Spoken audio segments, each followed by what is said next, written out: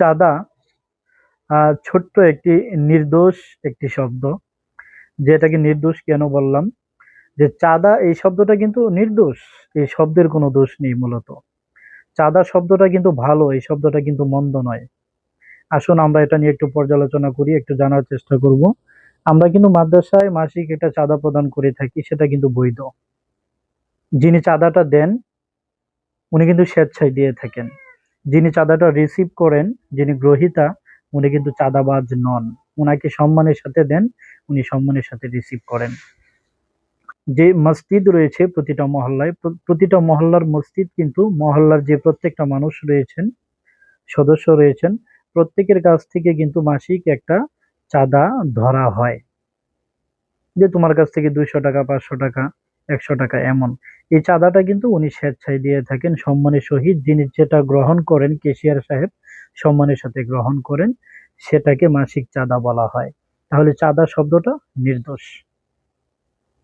সেই টাকা থেকে আমরা সম্মানিত ইমাম সাহেব, খতিব সাহেব, মুয়াজ্জিন সাহেব, ওনাদের আমরা বেতন দিয়ে থাকি, হাদিয়া দিয়ে থাকি।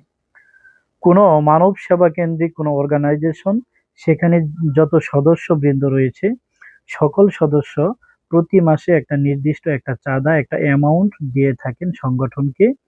সেই অ্যামাউন্টটা দিয়ে সেই সংগঠন, অর্গানাইজেশন পরিচালিত হয়। সেখান থেকে অসহায় দুস্থ মানুষদেরকে বিভিন্ন ভাবে সহযোগিতা করা হয়। এটা কিন্তু চাঁদা। এই চাঁদাটা হচ্ছে নির্দোষ একটি বাক্য। কোনো ভালো কাজ করে এমন সংগঠনকেও চাঁদা দেওয়া হয়, সম্মানের সাথে দেওয়া হয়, ওনারা সম্মানের সাথে রিসিভ করেন। এটাও কিন্তু কোনো জোরপূর্বক হয় না। তো বিভিন্ন রাজনৈতিক দল রয়েছে, অনেক রাজনৈতিক দল, ওনাদেরও মাসিক একটা চাঁদা রয়েছে। ওনারা সেই চাঁদাটা কিন্তু ওনারাও জোর করে দেন না, ওনারাও জোর করে নেন না। যারা নেন ওনারাও জোর করে নেন না, যারা দেন ওনারাও জোর করে দেন না। মূলত সেটা স্বেচ্ছায় দেয়া হয়, ওনারাও সম্মানের সাথে সেটাকে রিসিভ করেন।